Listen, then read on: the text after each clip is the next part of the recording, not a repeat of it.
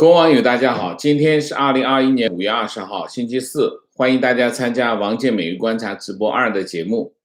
我们今天主题有点多啊，第一个是美韩峰会，韩国归队；第二个是欧洲议会冻结中欧投资协定；第三个是以色列为什么停下来；第四个是赛格大厦又晃怎么办啊？主题有点多，我尽量的讲快一点啊，也简单一点。不做太长的陈述韩国总统文在寅将于5月21号访问白宫，那么成为继日本首相菅义伟之后第2位在拜登政府任期内访问白宫的外国领导人那么昨天这个白宫的官员其实是白宫国家安全委员会的高级官员。给媒体做这个吹风会那么这个吹风会的内容提到几点我跟大家报告第一个，拜登总统跟文在寅总统将会谈到台湾问题，美韩联合声明中将会提到台湾的强度将不会亚于跟菅义伟的美日联合声明这是第一。第二，这个当问到这次美韩共同声明是否会如上个月日本首相菅义伟发表联合声明一样提到台湾的动作，他这位官员就是白宫国家安全委员会的高级官员他是这么回应，他说也会提到整体的区域安全以及维护和平与稳定，在强度上不会提到台湾问题，强度上不会比美日联合声明要来得轻美国与韩国在印太地区共同面对的挑战都有相同的看法。他说，美国、日本、韩国都面临着相同的挑战，而这些挑战就包括中国。那么当时日本菅义伟当时是这样菅义伟和拜登总统会谈之后就在玫瑰园举行联合记者会，菅义伟主动提到，他说我们2个人谈了台湾的状况以及新疆维吾尔自治区他主动谈到。那么日本跟美国之间本来就有维护台湾海峡和平和稳定的重要性的共识，并且在这次会谈中重申了这个共识就等于这是日美之间首次提到这个，应该是在69年之后首次这个把联合声明纳入台湾议题。那这位官员美国的这位官员形容美国与韩国是铁打的联盟本次文在寅与拜登总统的双边会谈将讨论包括2国共同的价值观区域安全、科技、健康、朝鲜气候变化等广泛议题基本上跟我们之前预期差不多拜登总统也将强调他对韩国、东北亚和平、安全、繁荣还有一个自由开放的印太地区的坚定承诺。那么这次呢，还有多位韩国科技高管随同来访，将在韩国产业通商资源部长文胜义带领下，与美国的商务部长这个雷蒙多跟美国科技业的高管展开圆桌会议，届时讨论电池、半导体以及双方在创新和建立供应链方面的合作那么拜登政府的朝鲜政策审议完毕那么美国愿意透过外交与对话的方式推进朝鲜半岛无核化的目标。这位资深官员不愿意详述拜登政府的朝鲜政策的细节，也不愿意回应拜登政府对于前总统川普与金正恩的新加坡声明那么他只是说美国将采取有弹性的方式而无核化是一个很清晰的目标。大体上就是这样。这个吹风会内容就这些。这次吹风会和菅义伟首相访问白宫之前吹风会的级别是一样的，那么他透露出来的信息也是一样的。他透出来2个信息，第一个信息，美国和韩国在协调对中国的立场上已经完成了协调动作这跟之前这个拜登总统邀请这个菅义伟访问白宫这件事情是一模一样的，没有区别。这是第一个信息，就是说韩国已经做出了他的政治选择或者是政治决定，他必须跟美国站在一起。这是文在寅这次访问美国的主要任务、核心任务。没有这个任务，完不成这个任务，这个访问就不用举行了。这是第一条。第二条，不仅仅韩国要做出一个非常重要的政治选择，而且韩国跟美国之间也要把台湾议题纳入到韩美的联合声明当中去。也就是说，可以看得很清楚，美国的策略是什么？美国的基本策略就是把台湾海峡，把他所有的盟友都拉到台湾海峡来，因为台湾海峡最危险这就是美国的基本的策略那么这件事情就如同我们的标题一样，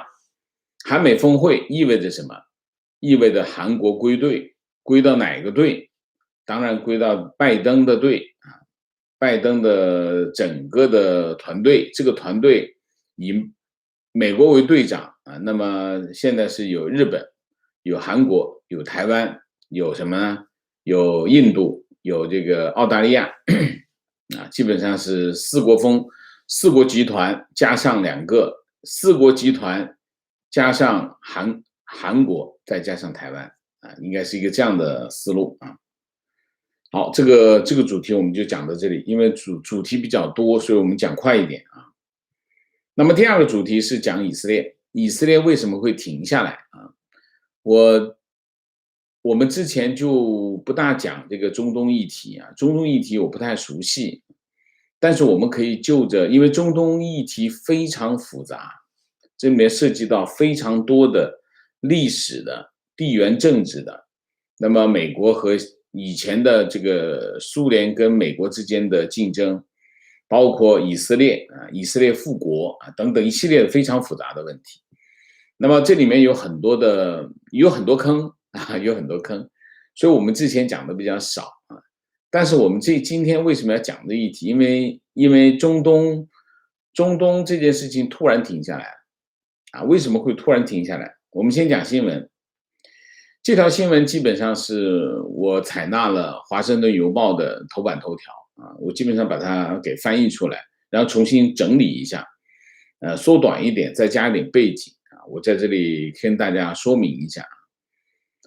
内塔尼亚胡办公室发表声明宣布那么以色列安全内阁星期4晚投票批准与哈马斯在加沙地带的停火。那么声明指出，内阁一致同意接受埃及提出的无条件停火倡议这个倡议是在5月21号凌晨2点生效那么声明还强调，当地的现实将决定未来的行动那么控制加沙地带的哈马斯也同意了埃及的倡议。哈马斯政治局负责人塔赫尔说，我们从埃及的兄弟那里获悉，已经达成了一项协议，从2021年5月21日星期五凌晨2点开始，加沙地带实现相互同步停火，只要占领方承诺，巴勒斯坦的抵抗力量将遵守这一协议那么即使在宣布协议之后，这个哈马斯跟以色列继续对对方发射火箭和进行空袭。那么这场战斗已经造成了232名巴勒斯坦人死亡，至少65名儿童。以色列有12人死亡，其中2名是儿童哈马斯在黎巴嫩的官员说以色列做出了让步包括对耶路撒冷阿克萨清真寺和东耶路撒冷冷谢赫拉贾社区的占领，就是哈马斯宣布他们赢了啊。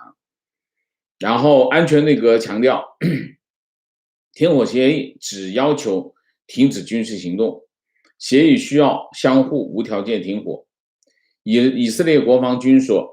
军事行动已经大幅削弱了哈马斯的能力，并说有200多个小时的轰炸，炸死了很多哈马斯的指挥官，摧毁了他们的许多军事基础设施。国防部长声明中说，我要赞扬我们的安全部队和有参谋长指挥的以色列国防军，在过去11天里，他们在与加沙恐怖组织的斗争中达到了前所未有的规模、精度和战略意义的军事成就。那么，埃及政府现在正在向以色列和巴勒斯坦领土派遣这个安全代表团，跟进执行情况，并确保这个其他维持和平的措施达成协议。那么，在今天早一点的时候那么双方的这个冲突进入12天那么联合国、埃及还有就是欧洲也进入了这个寻找这个解决方案今天拜登总统和埃及总统阿卜杜勒通话那么白宫说2位领袖讨论了实现停火的努力，这将结束目前的敌对行动你看白宫的口气很坚定星期三开始，拜登总统的态度开始强硬他用坚定的口吻说，他预计今天会通往这个停火的道路拜登总统的态度和川普总统的态度截然不同，这让内塔尼亚胡以色列总理内塔尼亚胡感到惊讶他一方面要面对拜登总统的压力，另外一方面又不能在右翼支持者的面前显得软弱所以呢，前以色列驻华盛顿大使他这么说，他说，对以色列人来说，停火意味着哈马斯的胜利他们向我们发射了4000枚火箭弹，获得了西岸、加沙和政治上的胜利。那么对于许多以色列人来说，他们告诉自己，一旦我们开始了，我们就应该走到底，所以就应该打下去那么这里面还有一个细节，就是上一周哈马斯向耶路撒冷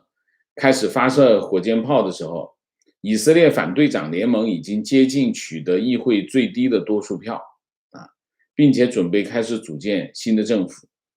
所以呢，当时内塔尼亚胡距离被赶出总统府可能只有几天时间，甚至也可能只有几个小时的时间所以呢，内塔尼亚胡需要一场决定性的军事胜利来提高他在议会中的支持率后来内塔尼亚胡向这个拜登发了一段视频他说，我特别感谢美国总统拜登对以色列自卫权的支持，行动将继续下去，直到实现目标，为你们以色列公民恢复和平与安全。那么华盛顿邮报说，美国的压力可能对总理内塔尼亚胡有利以色列前国家安全顾问说，内塔尼亚胡多年来一直利用美国对以色列针对巴勒斯坦人的批评，说服他的右翼支持者。内塔尼亚胡需要凝聚他的政治基础，向以色列人表明他是唯一一个可以站出来面对全世界的人，对抗国际压力总是在国内受到欢迎与此同时，军事活动继续今天早些时候那么巨大的爆炸声震撼了加沙照亮了黎明前的天空，淹没了早晨的祈祷声这是华盛顿邮报的原话。加沙的目击者说，以色列坦克炮击了飞地第二大城市附近的目标然后这个推特上面的视频显示，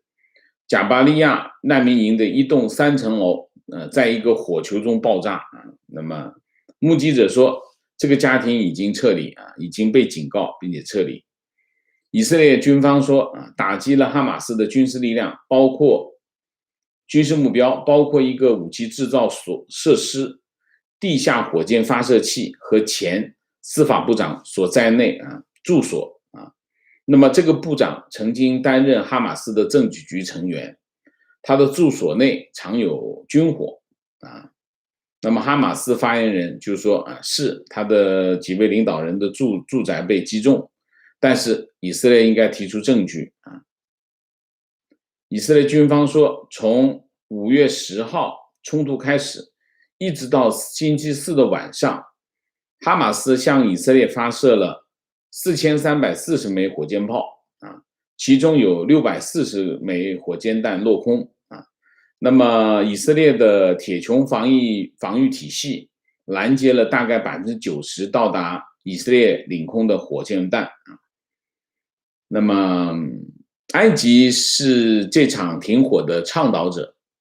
但拜登总统才是达成停火的决定力量。纽约时报报道说，年轻一代的美国犹太人和上一辈在巴以问题上的观点有了改变啊。那么美国舆论和民意正在向同情巴勒斯坦人的方向变化，这是过去几十年不曾出现的啊，不利于以色列啊。这不仅仅是左派民主党的左派，甚至温和的民主党议员也开始批评以色列啊，舆论就不再是一面倒的支持以色列啊，这是美国国内民意的变化带来的影响啊，影响呢也给以色列造成了压力，这也是拜登加大对以色列压力的原因啊，就是美国国内的民意开始发生了变化啊。那么以色列迄今为止一直取得成功啊，它的成功是源于西方国家对它的支持。那么西方国家对以色列的支持是因为过去千百年来，这就是历史了，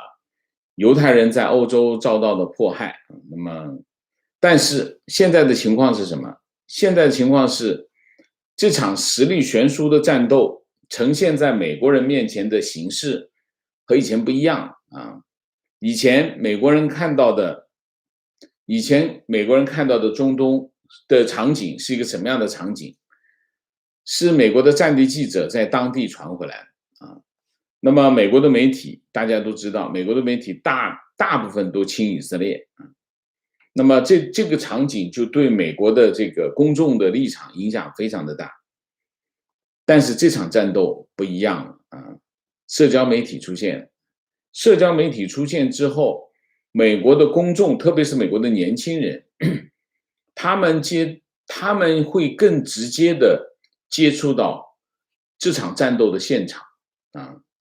那么所以这个情况就发生了巨大的变化，因为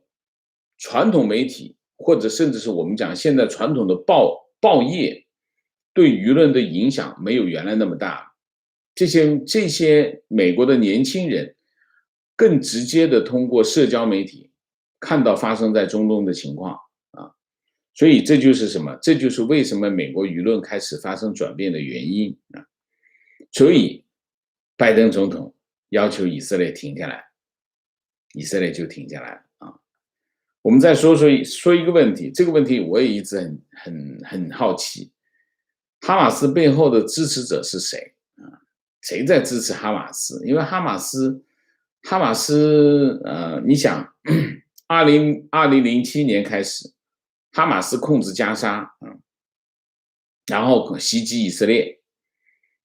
美国、欧盟都把它当作恐怖组织啊。那么谁在支持哈马斯？这几千枚火箭炮谁给的啊？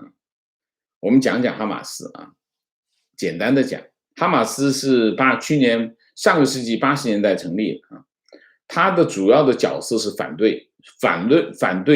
巴勒斯坦解放组织，就是阿拉法特啊。他不承认，他跟阿拉法特最大的不同，他跟巴解最大的不同是什么？巴勒斯坦解放组织承认以色列的合法性，但是哈马斯不承认。那么所以1993年，阿拉法特跟这个拉宾，这个以色列总理拉宾签署这个奥斯陆协定，达成和平啊，结束了1987年开始的武装冲突。哈马斯拒绝承认啊，那所以他一直对以色列进行袭击以色列，原因是这个啊。那么到了2006年，哈马斯赢得了加沙的选举。2007年，哈马斯与法塔赫啊，法塔赫就是阿拉法特的族群就是法塔赫啊，然后他打赢了这个法塔赫，所以呢，他一直控制加沙，然后呢，西岸就继续由阿巴斯领导的法塔赫控制啊，西岸这个法塔赫控制，然后加沙就由这个哈马斯控制。那么哈马斯从加沙对以色列发动战争，从2008年到2009年，从2014年到2012年到2014年都一直在打，双方其实一直在冲突。那么加沙地带是什么？加沙地带基本上是地球上人口最稠密的地区啊。那么这边靠着以色列，这边靠着埃及。加沙地带的人口基本上全部都生活在极度的贫困当中，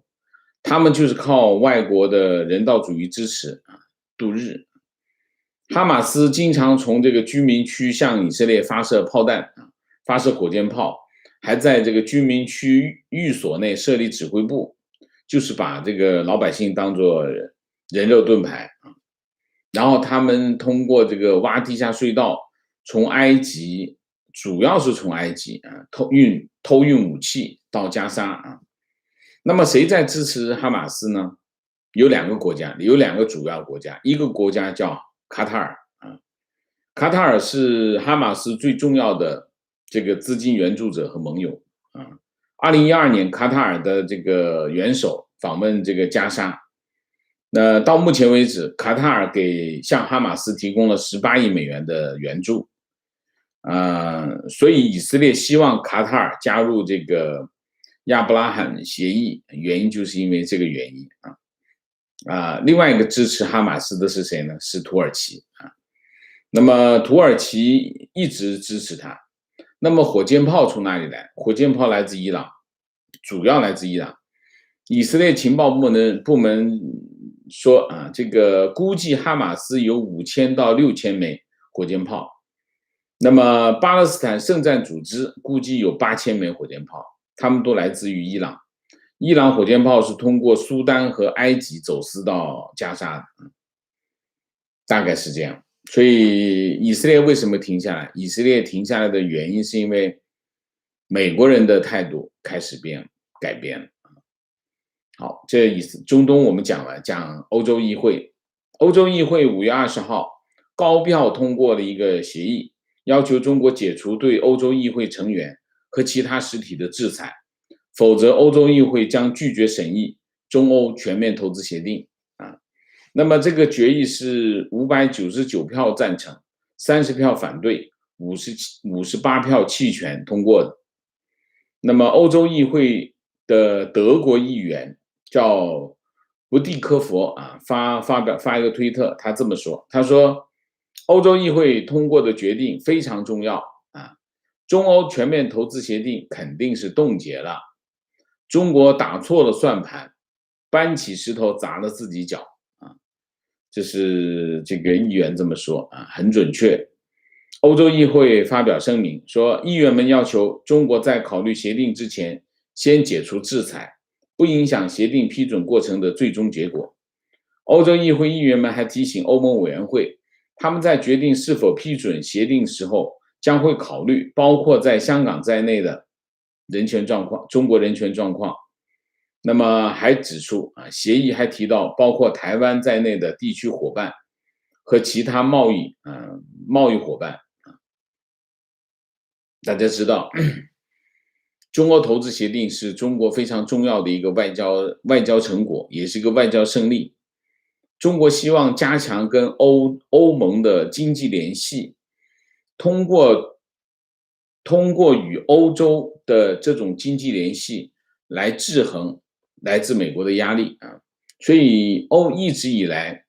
这个中国在中欧投资协定上的成果，实际上是对美国的对欧政策的一个否定啊。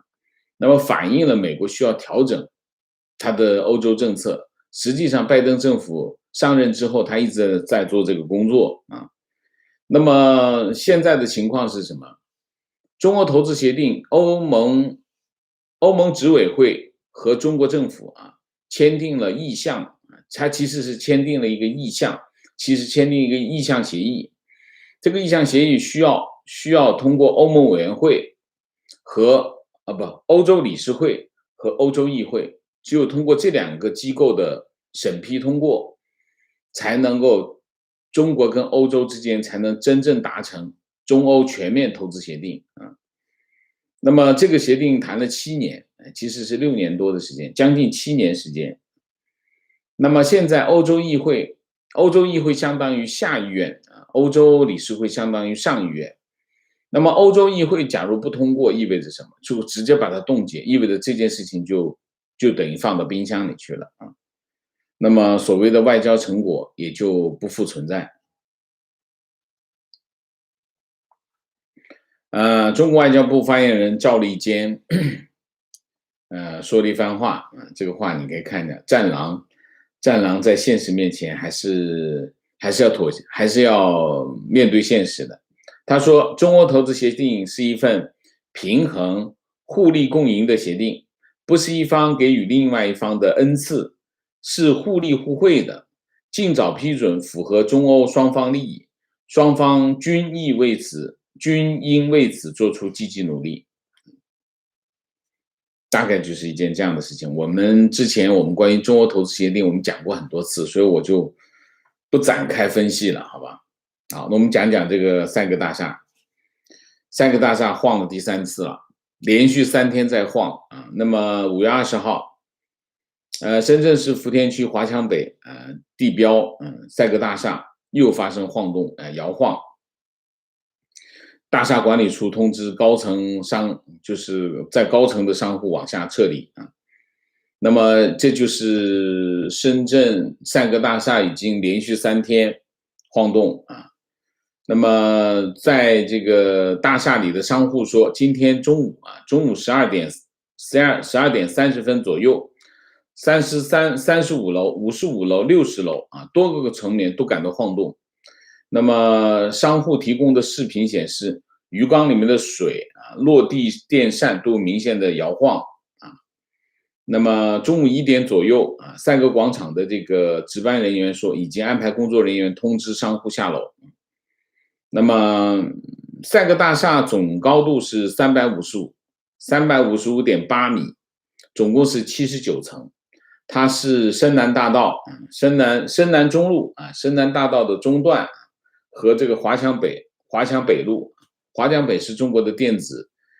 子一条街非常重要的一个标志性的建筑物。那么整个华强北从业人员有多少呢？22万人。那么这条街华强北商业街1年的交易额是2000亿，所以你想一下，除了22万人，还有商户就是那些做贸易的商家到那里去做贸易。它基本上华强北是全世界最大的电子元器件的集散地电子元器件，当然还有手机了手机各种手机手机、笔记本各种电子产品的集散，电子元器件、电子产品、手机等集散地所以这里有非常庞大的从业人群。那么5月18号中午12点30分那大厦开始晃动那么里面就开始3个大厦有上万人，里面上万人逃离这个大厦那个场景非常壮观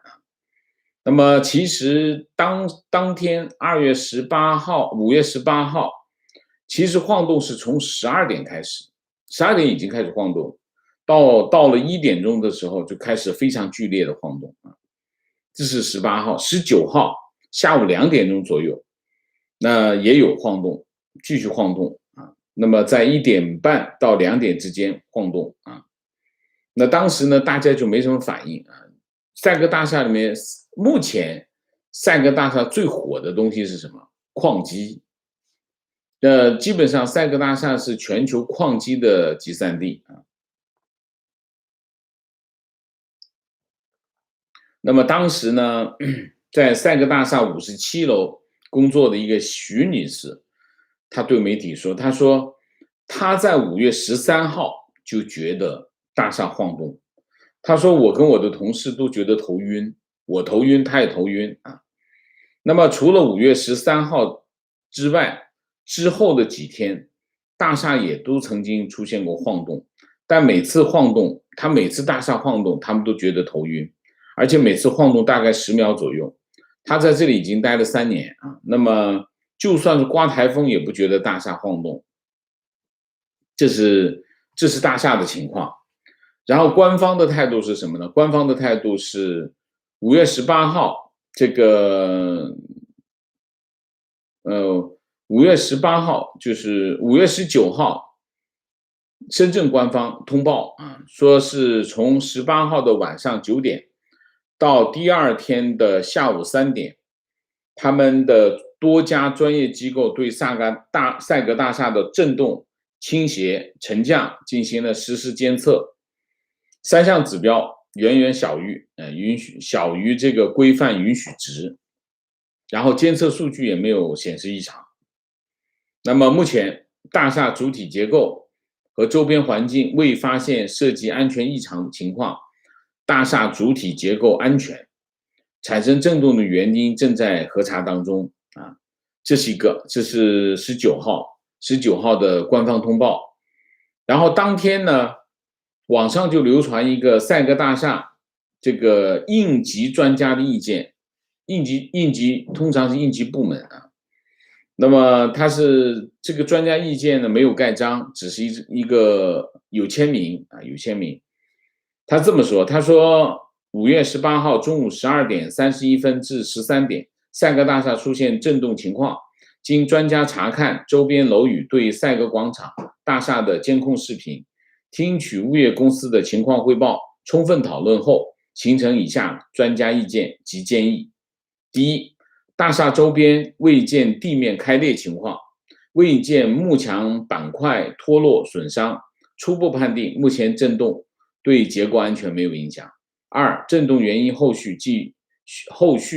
需进一步查明。3. 建议加强巡查与监测。4. 鉴于房屋震动原因暂未查清，建议人员暂不返回。这句话非常重要啊。然后这3个专家是来自于哪个呢？中国建筑科学研究院、深圳市建筑科学研究院、深圳建筑设计研究院啊，他们3个代表的签名啊。然后呢，广东省应急厅有一份报告，叫《深圳市福田区华强北街道赛格广场大厦摇晃情况报告续报2》，也就是有1，这是第2。然后在网上流传。那么应急厅证实这份文件是真的啊。报告显示，广东省市专家研判，初步认定赛格大厦系上下震颤，不是左右摇摆。专家将造成震颤的原因归结为受风、地铁运行和温度的影响。报告提到，大厦未安装阻尼器啊。赛格大厦是1996年动工啊，然后99年完工，2000年全面落成。大厦建筑期间，深圳创下了这个2.7天建一层的记录啊。那么华中科技大学学生啊，金典琦啊，这个我还认识这个人啊。10年前，2001年完成的硕士论文。叫深圳赛格广场建设项目评析啊，这是一篇他的这个硕士毕业论文啊，他参加了这个项目。他说，当年作为深圳地标建设的赛格大厦建设中存在部分问题，存在边施工边修改设计，先施工后设计，设计图没有完成就开始施工等啊。那么论文还提到，1999年9月30号，赛格广场完成天线部分的施工，但次日发生了天线剧烈晃动的现象。当时深圳风和日丽，只有微风习习，天线设计计算错误造成共振来不及搭建安全设施的情况之下，项目团队日夜奋战，割除顶部铁架26米，最后解除险情。后续又重新设计，安装了13米铁架，并做了局部修改大概是一件这样的东西我们做一个总结。第一个，赛格大厦晃动也不是现在的事情，10年前我碰到过，我现场碰到过，就是你就看到华强北有一群人在往这边跑，然后就跑什么的，大家都指的赛格大厦晃动要倒了，赛格大厦要倒了，这10年前就发生过。那么你可以看到最近的情况越来越严重而且我碰到的那次也不是唯一的一次曾经之前也发生过有人从楼上往下跑的情况，我至少知道2次，所以这件事情，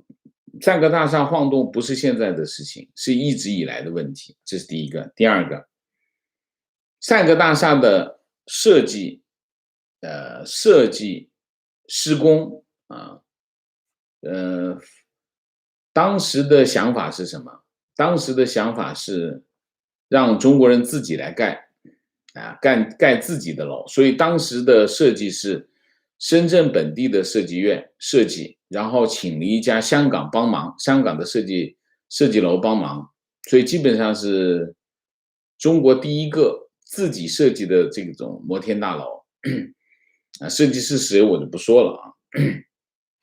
他自己亲眼看见那个大厦在晃，刚刚说的那个天线就他自己办公楼就在那个对面，他自己看的那个大天线在晃，就那设计师就赶紧把它给锯了重新设计一个再放上去。所以这栋大厦的从设计到施工，完美的反映了连滚带爬的特色设计和施工到底是不是存在问题，没有人能给出答案。这是第二点。第三点，在这件事情上，深圳市政府的反应非常的正常，就是先捂住再大事化小，维稳为主。你看整体的调子都是维稳，所以没有人知道真实的情况是怎样，他们自己也不知道。这是第二、第三个。第四个，怎么办？应该立刻封楼把这个楼封起来封起来之后干什么呢？组织建筑科技人员进场调查，在不把问题搞清楚不能解封。为什么？里面有上万人，周边有22万人，还有客商，大量的客商，这个楼真倒了，那真的是不得了的事情。所以这件事情应该马上处理不能够拖延，不能等事情发生了再来拖延。还有赛格大厦这种建筑，就是没有，你想想看，图纸都没有出来就在施工，这不疯了吗？所以这里面是存在安全隐患那么如果这个安全隐患无法根除，这个大厦有可能要拆除。这就是我们今天关于赛格大厦我们讲一下好，那我们今天的主题就到这里我们下面进入互动进入互动之前温馨提示，请大家点赞请新来的网友订阅，请大家加入我们的会员，支持我们做更好的节目。那么进入互动之后呢，请大家不要聊天4个情况、问题、观点、情绪先明谢 Mike 猪谢谢，魏唐谢谢周明谢谢，姥姥王谢谢每天看王先生节目，深度解析重要时事加渊博的评论其他中文媒体都不必看了，谢谢谢谢姥姥王情况北京开展有序停电啊，说是为了电路检修，这和缺电有关系吗？感觉北京不至于。嗯，我不知道至不至于。我在北京的时候就没碰到过停电。那么基本上他们的操作会把北京周边的厂子都关掉，去保证北京的用电，这个没有疑问。但是我不觉得北京它能够保证所有的用电啊，所以它会有，是不是检修，是不是真在检修，我也不清楚。但是肯定有一条，肯定就是动力煤的价格创新高，对于电厂来说，他们是有效益的压力的，所以他们不愿意发电，完全可以理解。政府如果不给这些电厂予以补贴的话，那么这个市场的电力供应是有问题的啊，这个没有疑问啊。情况中野一局17亿中标维修赛格大厦啊，已经中了吗？已经出了吗？这是什么？这是什么？这是什么时候的事情？啊，情绪听了通报，感觉好笑。总结就是一句话：大楼没问题，就是会震动，可能是大楼没党性，政治不正确，所以会动摇。我哭了啊。OK 啊，情绪，我是个做服装的，那天去代加工厂时，工作闲聊，跟工人聊到印度受灾死亡的时候，居然拍手叫好，并且自豪于中国的防控模式。我说这是人命，他们却说印度、美国都是该死的。后来我争执了一下，国际上是真是假、是非的问题。他说我该拉去枪毙。OK，你为什么要跟他们争这些？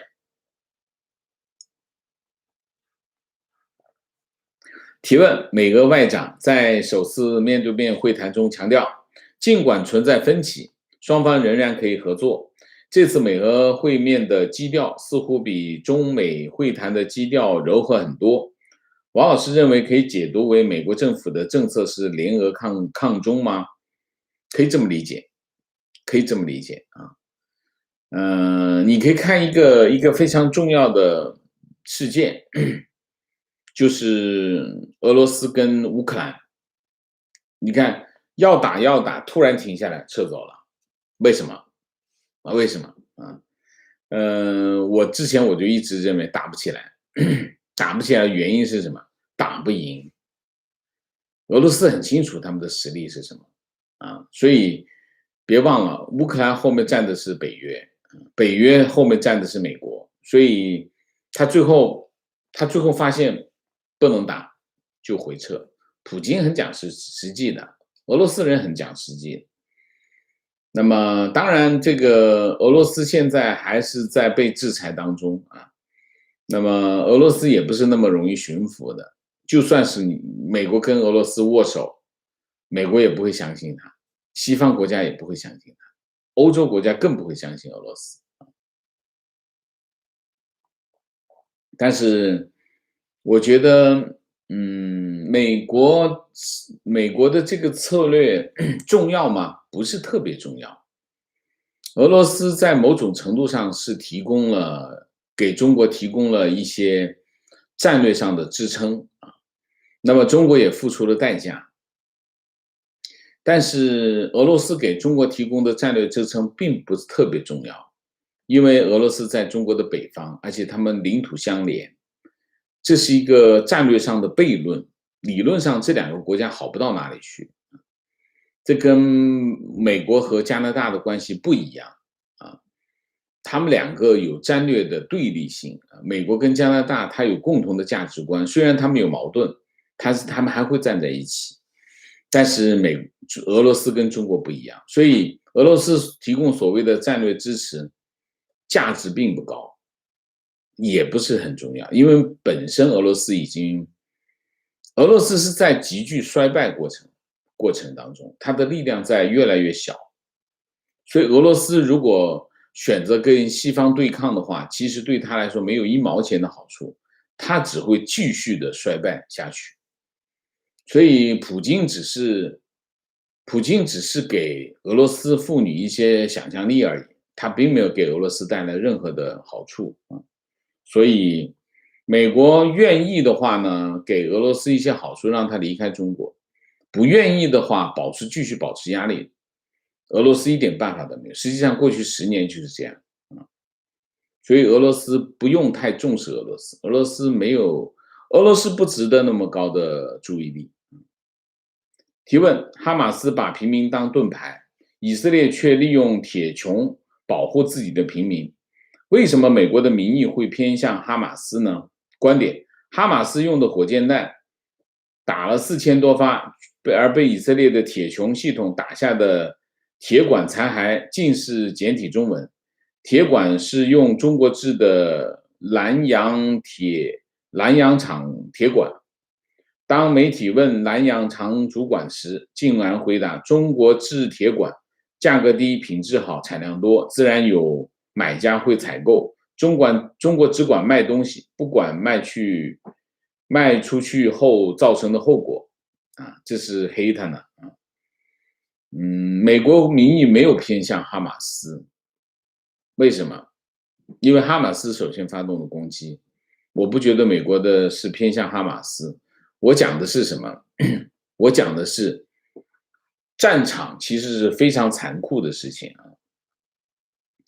战场的场景传到美国来，会改变美国人的态度。什么态度？对这场战斗的态度。这场战斗当然是哈马斯发动的，那么以色列进行反击，所以美国总统上来就说我们支持以色列的自卫权啊。拜登上来就说我支持以色列的自卫权，这个是没有错的啊，因为你先攻击他反击啊，这是自卫权。但是你自卫到某个程度的时候，你还一直在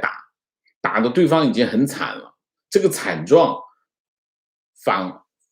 返回到美国的时候，美国的人觉得太惨了，算了，别打了，停吧。他不一定是支持肯定不是支持哈马斯。美国人认为哈马斯是个恐怖组织，怎么会支持哈马斯呢？当他停下来，也不是支持哈马斯。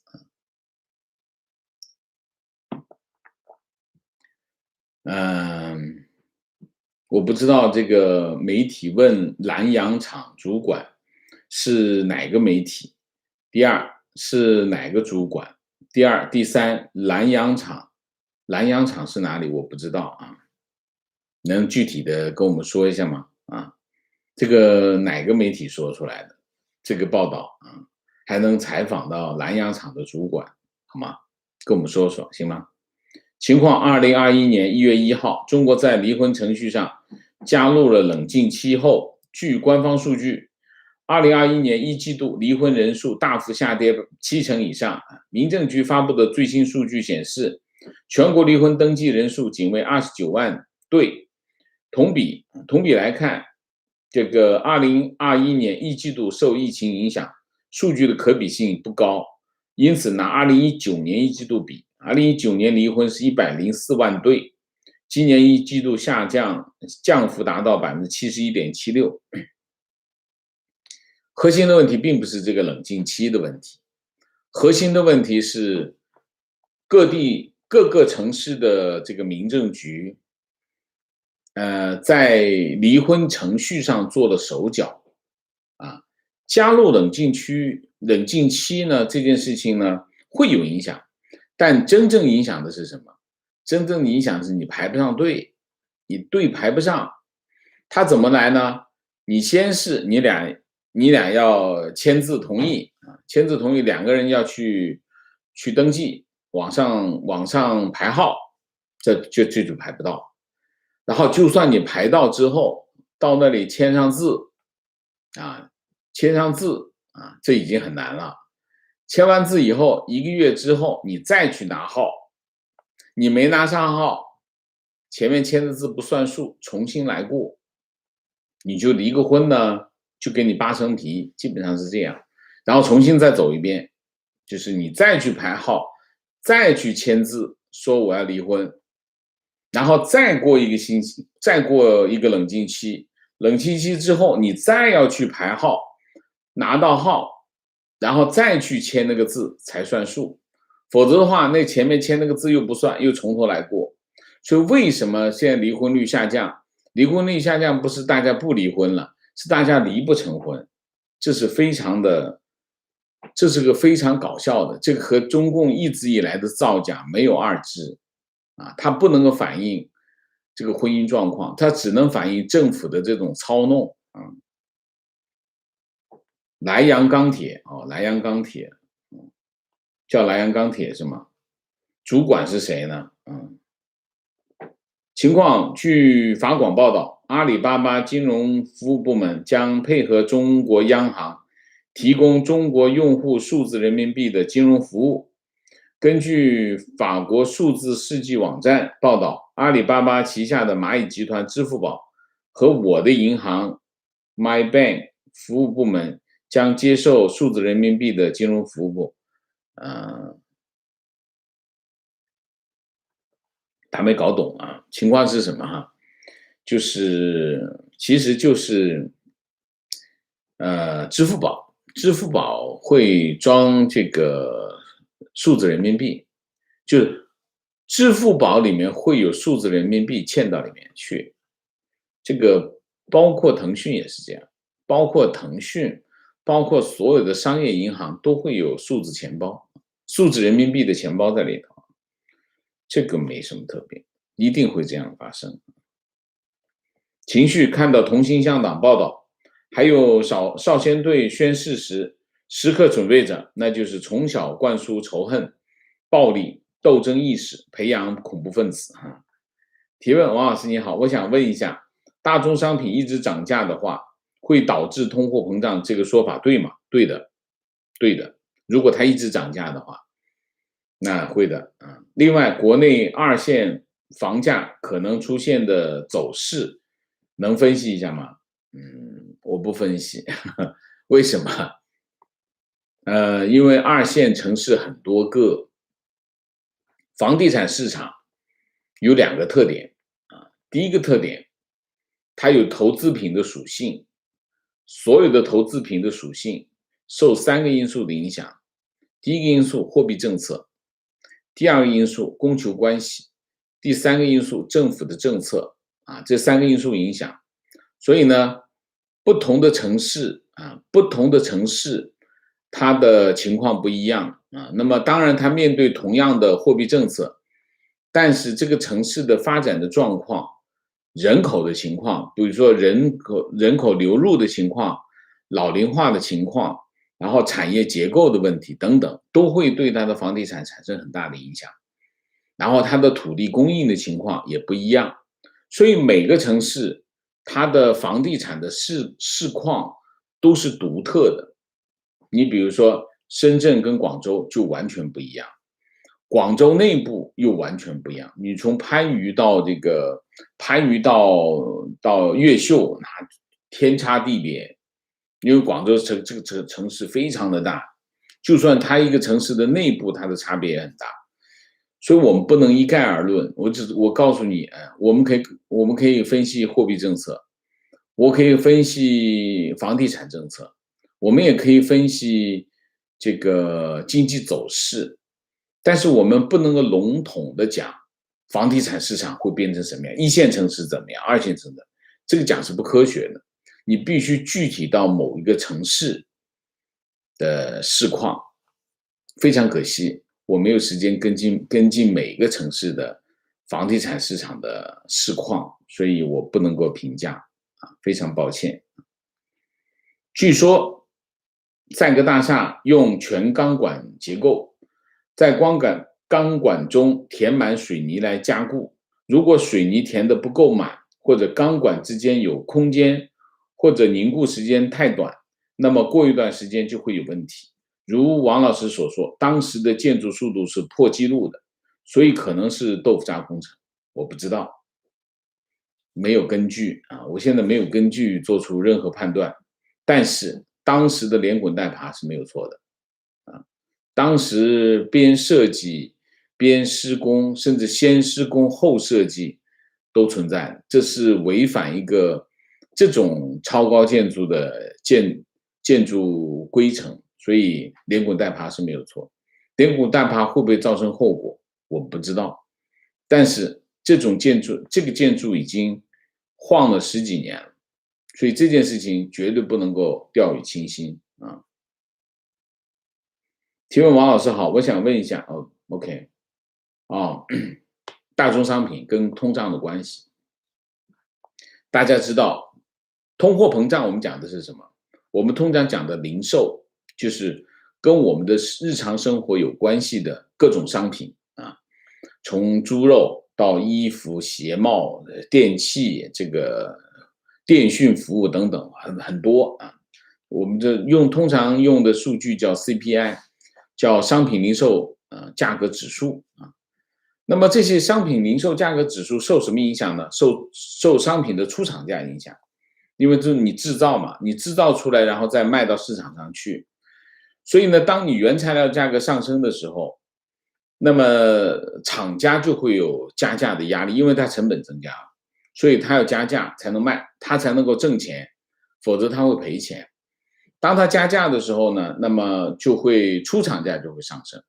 出厂价上升呢，就会导致什么？导致零售价上升。那你现在可以看到，零售价格并没有上升太多。那么它可能出现的情况是，它一段时间之后呢，它就会出现什么情况？工厂就不生产了。如果它出厂价没办法上升了，它就不生产。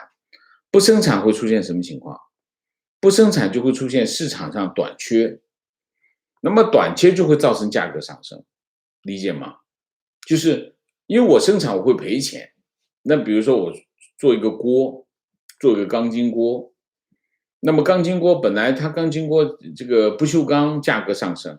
不锈钢价格一上升的话，我钢筋锅我得加价，不加价我就赔钱。那我加价的话卖不出去怎么办？卖不出去我就不生产，所以我就停工待料。停工待料，那么我停工，别人也会停工，因为大家是一样的。那么这些生产钢筋锅的这个厂商都开始停工的话，市场上钢筋锅就是少。市场钢筋锅少的话，需求还在，那大家买的时候就会发现，哎，没那么多了，多的货币追逐少的商品，价格一定会上涨。那价格上涨到某个程度的时候，钢筋锅厂一看，哟，可以做了，价格已经涨起来了，就开始生产，那它就可以。那实际上最后的结果并不一定是厂商加价导致价格上涨，而是厂商停工导致价格上涨。所以大宗商品的价格上升，最终会传导到市场上面去，导致物价的上升。物价上升就是通货膨胀。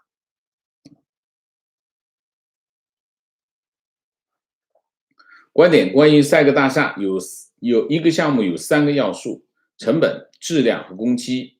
通常不可能同时满足3个要素，只能同时满足2个。比如在成本固定的情况下，质量和工期只能选一个。至于赛格大厦满足的是哪个要素，只有天知道。非常对，非常正确啊！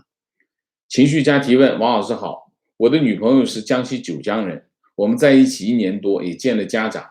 过年在江西九江，她母亲跟我说彩礼要15万，我总觉得结婚跟父母要彩礼这件事情不太好。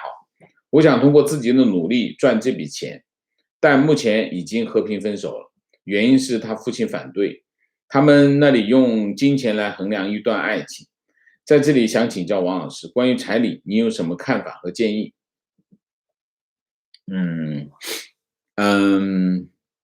有一些地方仍然有彩礼这样的风俗，我们只能讲风俗啊。那么有这个风俗呢，是当这个社会存在这个风俗的时候，那基本上所有人都不能够幸免啊。那么因为那个女方的家长他已经预期他会收到一笔钱，同时他的儿子预期要付出一笔钱。那么是不是父母要把这件事情变成用金钱来衡量也未必。有没有？有。这件事情很复杂，就是说你不能一概而论，说所有的女方父母收你的彩礼都是基于金钱衡量，不一定啊。那么有些是，有些不是，你自己要好衡量清楚。这是第一个。第二个，面对一个这样的局面，这件事情最核心的是谁？最核心的是你女朋友啊，她是最重要的一个角色。因为是为什么？她这一头要跟你过日子，那一头她面对养育她的父母，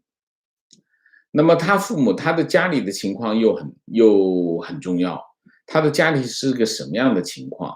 也许他们家庭很困难啊，那么他们家庭可以利用这笔钱改善他们的生活。那么也许他们家里还有个弟弟，那么需要这笔钱来填另外一笔账，都有可能，情况很复杂，我们不能一概而论。所以在这件事情上，最核心的是什么？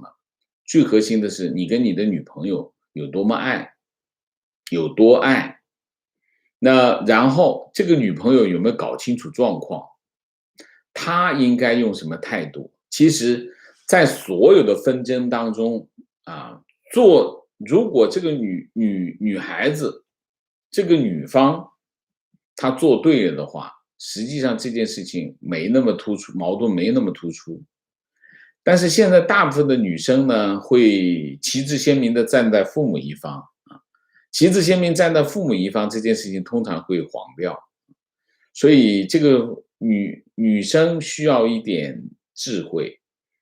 就是她首先她明白我们现代社会彩礼这件事情并没有那么高的，就是它在不同的场景下有不同的正当性啊。你跑到一些大城市啊，这件事情未必那么正当；你在老家可能它是完全正当。所以不同的场景有不同的正当性。那么在不同的场景下，你应该采取一个什么样的态度？这是女生要考虑的问题啊，这是女生需要一些智慧，需要面对父母的时候该采取什么样的态度？这跟什么？跟什么有关？跟成长有关。这个家庭的成长的过程。如果我们用现代生活的标准来看，当然不应该给彩礼。因为彩礼是什么？彩礼就是我给你一笔钱，你把这个女儿给我，我就当丫鬟使唤了，这是彩礼的标准。为什么会有这个东西？以前父权社会的时代，女人是拿来买卖的，她们没有自主性，这就是父权时代的遗产。